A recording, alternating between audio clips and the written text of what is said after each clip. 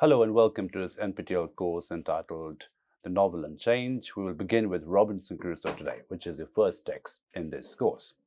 So we'll look at part one of Robinson Crusoe. That's a novel we will study in some details.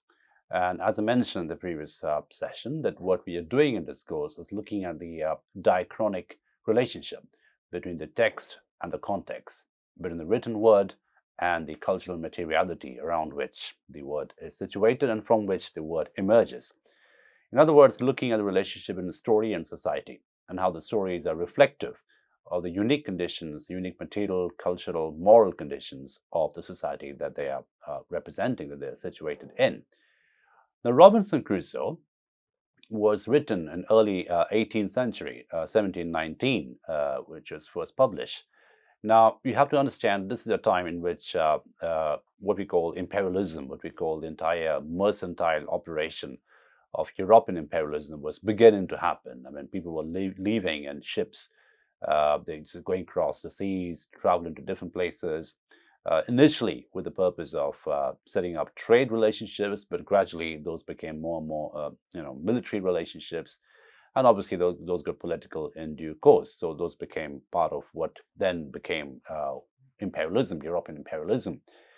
Now, there are various factors which we will look into when we read Robinson Crusoe. The first, of course, is how the entire story is told from a perspective of the white male, the white European male, who is initially wanting to be a trader and then gradually becomes a conqueror of sort and territorializes the entire island in which he is shipwrecked. It is also a story about some kind of a meta text, shall we say, about the beginning of capitalism, beginning of the formation of capital. How do you control capital? How do you form capital? And how do you consolidate the capital, in other words? So, interestingly, Robinson Crusoe claims to be a memoir, as you can see on your screen, Robinson Crusoe Part 1 with a memoir. Now, it's a bit of a memory story, so the whole story is written in a retrospective perspective. Is Crusoe telling us what happened to him when he was marooned in an island, when he was shipwrecked in an island. And we get to hear the entire story from his perspective alone. There are no other voices. Let's just put it very bluntly. There's no other voice in the story except the white male voice, which is telling the story about survival, about consolidation, about expansion, about growth, about prosperity, and so on and so forth.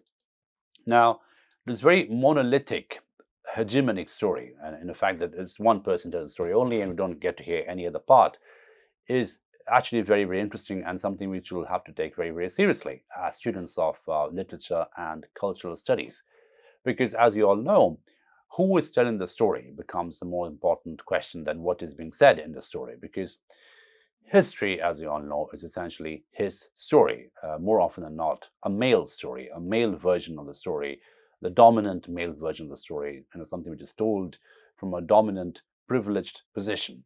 Now, Crusoe's story about the shipwrecked sailor, Daniel Defoe's story about the shipwrecked sailor, which is told in a first-person narrative, claims to be a memoir, claims to be this very, very playfully situated between truth and fantasy. Of course, it's a novel, it's a work of fiction, but it creates what we now call classic realism, in the sense that there's this omnipotent narrator, the omnipresent narrator, a narrator which knows exactly what is going on. There's absolutely no unreliability about the narration at all. It is, in other words, something which seems to me, appears to be an absolutely reliable narrator, reliable narrative.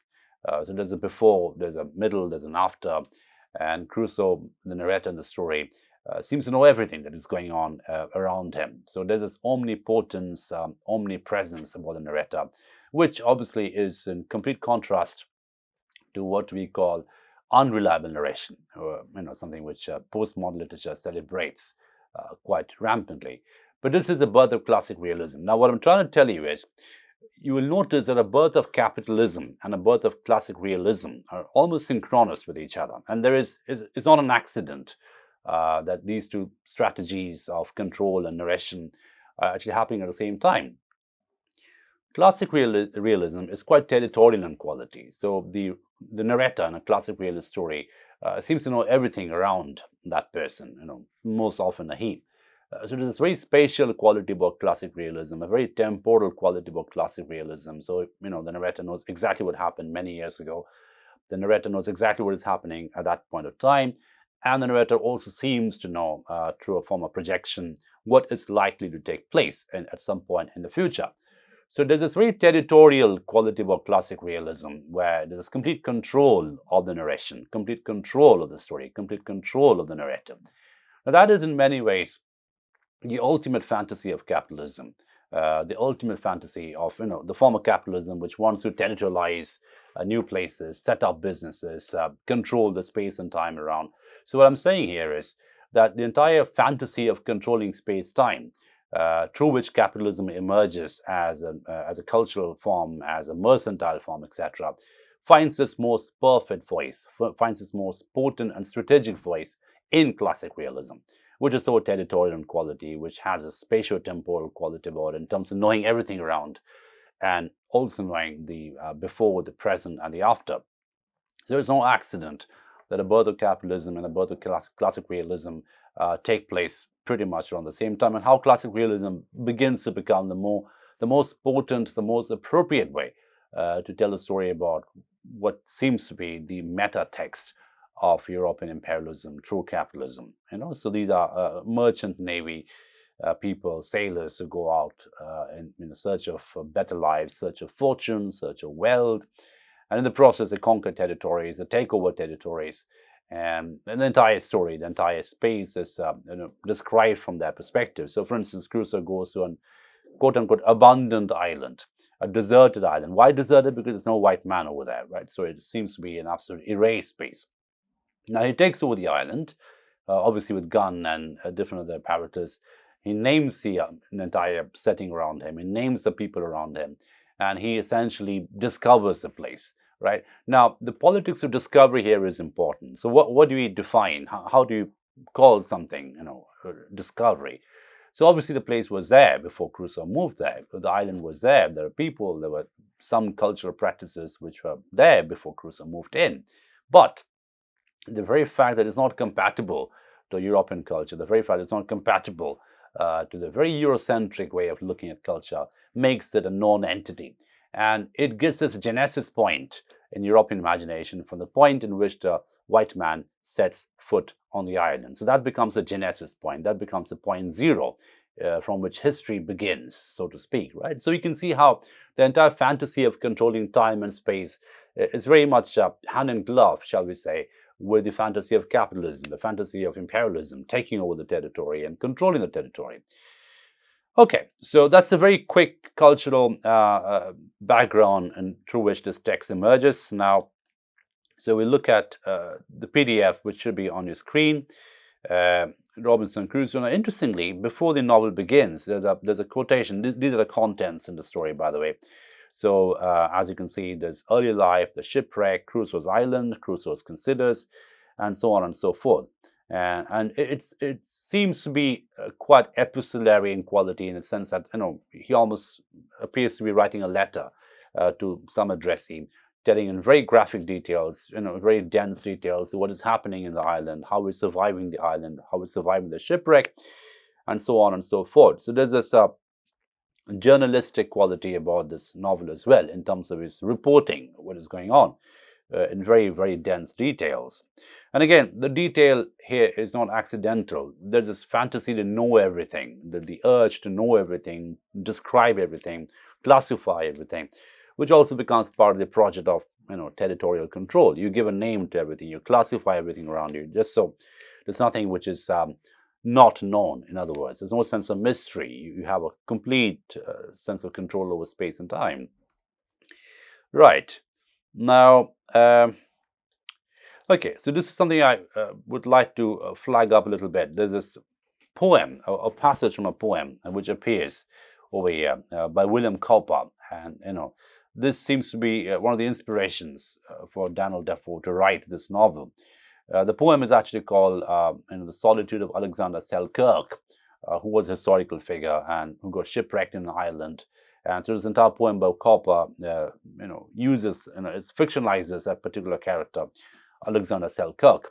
Now, it's a poem about despair. It's a poem about being shipwrecked in an island and obviously feeling very, very alienated. But it's also a very Christian poem in a certain sense, because it ends with the idea, the experience of grace, the experience of hope connected to grace. So it moves between despair and hope in a very Christian way. And the structure is very Christian in many sense, because, the poem begins with a sense of absolute, despair and nihilism and almost giving up on life, until the point that the narrator realizes, the speaker in the poem realizes that's something which is almost a sin in Christianity, to give up hope, because then you're questioning God's authority, you're questioning the salvation that you can receive from God. So it's a very Christian poem in that sense. If you look at the lines, which should be on the screen, I am monarch of all I survey. My right there is none to dispute. From the center all round to the sea, I'm lord of the fowl and the brute. So it begins with some kind of it's a deceptive start, because it seems to be that he's enjoying being the monarch over here, the king, the absolute, the ultimate emperor of this place, where he's got the ultimate right, the ultimate privilege, and from the center all round to see, whichever, however he sees it, however far his eyes can stretch, he's an absolute lord, the undisputed king, the lord of the fowl and the brute. All the birds, anything living around him, is subservient to him, so to speak. But like I said, it's a false start, it's a deceptive start, because very quickly it moves on to that, the note of despair. That, oh, solitude, where are the charms that sages have seen in your face? Better dwell in the midst of alarms than reign in this horrible place. So the speaker here is obviously very, very shocked and extremely disillusioned by the charms of solitude, because he says that all the charming things that people write about in solitude, the sages and the wise men who write about solitude, I failed to find the charm, because all I can see around is alienation and disconnect. And he says, better dwell in the midst of alarms. So I would prefer to live in a place full of noise and danger and risks, but at least I have human company over there, than reign in this horrible place. So I'd much rather be a common man with other common men, taking risks, going through noise, rather than living in this horrible alienated condition where I am supposedly the absolute monarch of the fowl and the brute. Now, obviously, the original poem is much longer, and I recommend read it. It's actually a very beautiful poem. But the final stanza, which appears now, is a stanza where the speaker embraces grace and looks forward to grace, and rejects despair, so to speak, because the realization that despairing is a sin in Christianity, because that means you've given up on God, so to speak, and there's always a possibility of salvation, there's always a possibility of redemption, which he reconnects to. And this is how the poem ends. But the sea fowl is gone to her nest, the beast is laid down in its lair, resting place. Even here is a season of rest, and I to my cabin repair. There's mercy in every place, and mercy encouraging thought gives every affliction a grace and reconciles man to his lot. So, as you can see, these words, mercy, grace, these are very Christian words, right? And the ultimate sentiment, the final sentiment with which the poem ends, is that of mercy, looking forward to the possibility of redemption, the possibility of salvation. And that can only come when you embrace your affliction, you accept your affliction through grace, and with the hope that reconciling, to your fortune, to your lot, to your luck, to your existence, being stoic about it, reconciling to it, accepting it calmly, might carry the possibility of grace, which will then lead on, hopefully, to mercy, and then ultimately to redemption. Now, there's a reason why I spent some time on with this particular poem, because, as I mentioned, there's a very deep-seated Christian sentiment that this poem has. Now, if you look at the beginning of Robinson Crusoe, there's this very interesting tension with Christianity that a novel has. And of course, the very name Crusoe, as you can imagine, is some kind of allusion to Christ. So he's some kind of a Christ figure. But at the same time, the beginning of the novel makes it very, very clear, very, very apparent that he's also breaking away from the father figure. So there's Crusoe's father who doesn't allow him, who forbids him to do something, to go out in the sea, because it's almost described as a sinful thing to do. But Crusoe gives him to temptation. He leaves his father, he leaves his mother, he leaves his family. And for a large part of the beginning of the story novel, which we will read right now, he is very much the prodigal son. He's very much someone who is doing something which is not allowed and not sanctioned by the Holy Father. So there's a Christian tone to it, but albeit in a very complex way. It's not really an absolute affiliation to Christianity or an absolute affiliation to Christian sentiment, but rather it's some kind of a departure from the conservative Christian norm, from the conservative Christian more. So the Cowper poem, which is situated right as a preface, so to speak, before the novel begins, gives a very interesting counterpoint, a very interesting contrast to what is about to happen in the story. And there is a sense of the greed, the lust to go to the sea, the seduction of the sea, which is pulling you away from your family, from your Christian home, etc. And for a large part of the story, there's a sense of having committed a sin, so I must pay for my sin because I broke away from the Christian home. Now, we need to situate the sentiment in the cultural materiality of the time, because as I mentioned, this is early 18th century, where the entire seafaring cultures beginning to happen, the mercantile cultures beginning to happen. Very common people, common men and women, mostly men, leaving their homes with the hope of getting a better fortune, with the hope of getting a more prosperous future, and just sailing onto the sea. So the sea becomes this very interesting liminal territory which connects the human subject to a possibility of a prosperous future, right? So the sea becomes a very symbolic site, a very fluid symbolic site which connects the ordinary human subject to the possibility of an extraordinary future, right? And of course, that comes with its own dangers and pitfalls, because the extraordinary future may not happen. Humans can lose their lives in the sea, which is what happens in Robinson Crusoe as well. All but Crusoe, everyone else dies in the shipwreck. So there's constant sense of danger as well, the precarity of the sea. So this very interesting entanglement, shall we say, or interplay between promise and precarity, between prosperity and precarity, which goes on in a loop in Robinson Crusoe, is something we have to take into account, because it is also reflective of the culture of the time, where there is this rise of the middle class, rise of the common man who can become uncommon.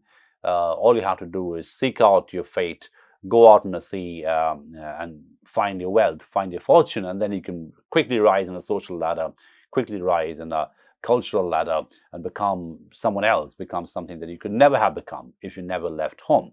But at the same time, for that to happen, you need to leave your home. So there's this unhomely, uncanny quality about the sea, which you find in a lot of literature on that time.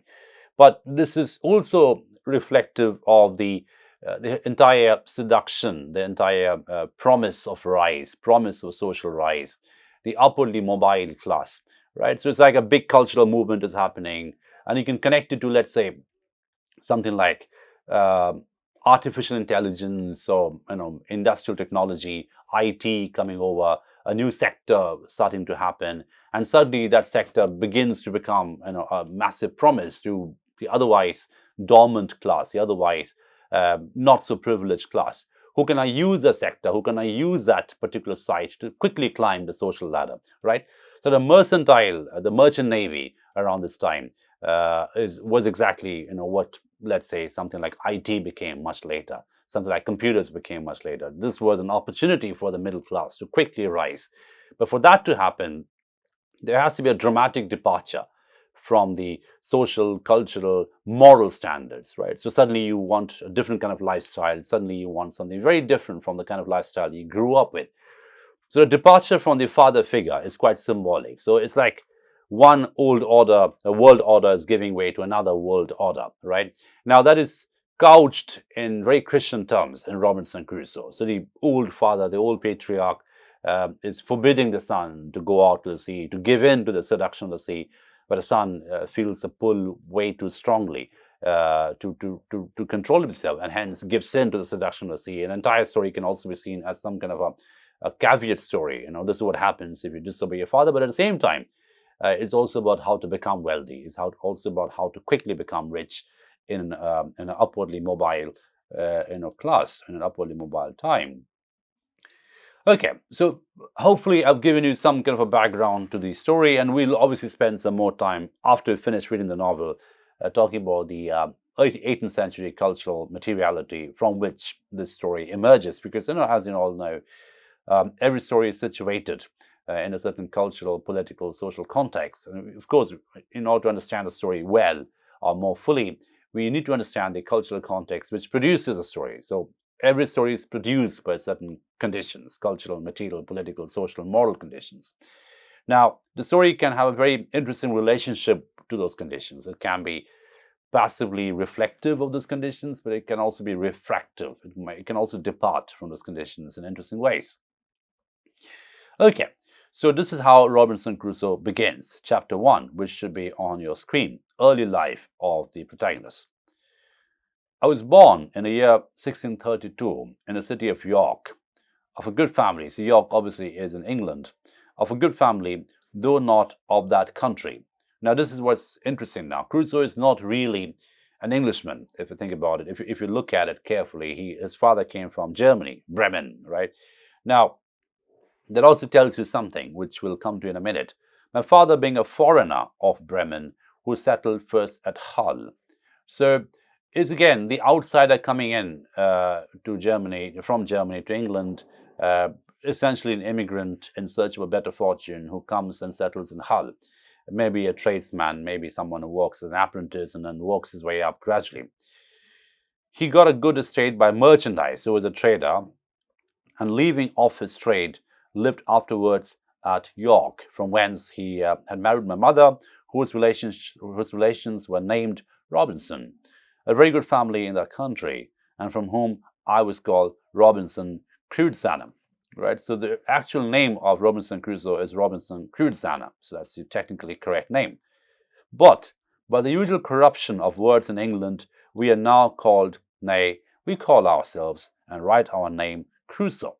So my companions always call me, right? Now, this is a good example of cultural assimilation. So this is also the time in which this cultural assimilations are taking place. Now, we find that Crusoe's father had also left his home and essentially came from Germany to England and started being a tradesman and then settled in New York. But then it hadn't really been to an exotic, faraway place. It was pretty much an intercontinental thing, so within the continent, right, intercontinental.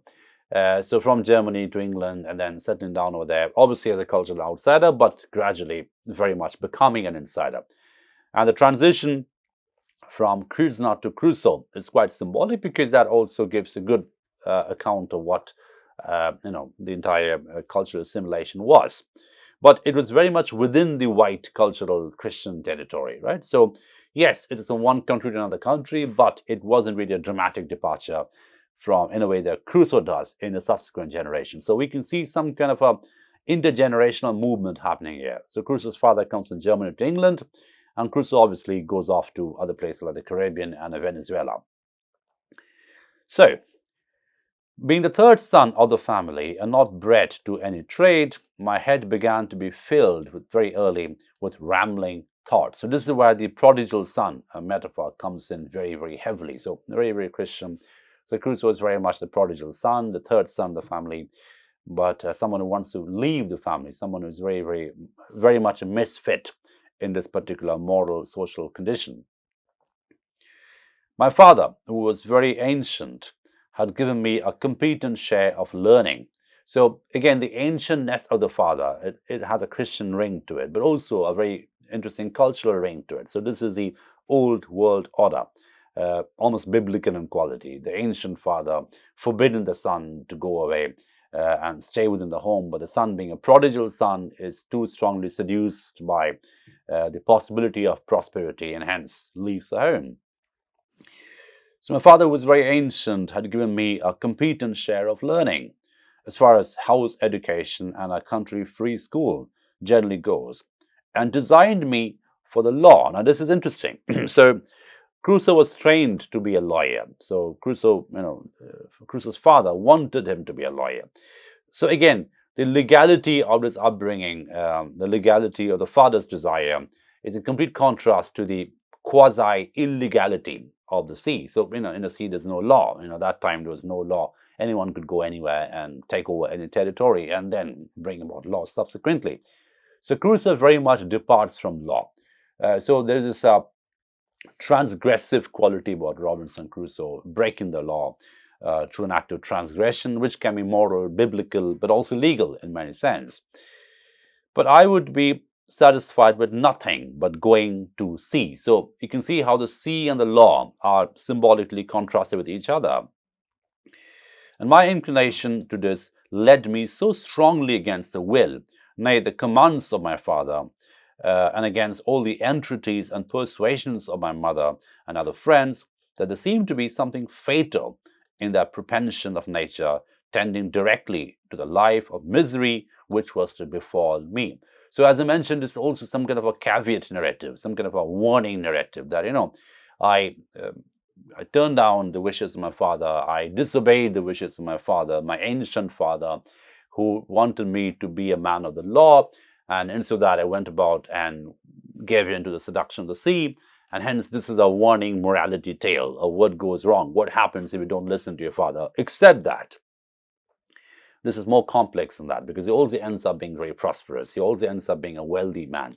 He also ends up becoming the new capitalist man, right? Not the ancient man, but the new capitalist, the new age money coming in because he wanted to take a risk. He wanted to try his fortune in the sea. So this is the beginning of Robinson Crusoe, and I hope to have given you a fair bit of the cultural context in which this text is situated. And we'll continue with this story. We'll continue with reading the text in the subsequent classes as well. Thank you for your attention.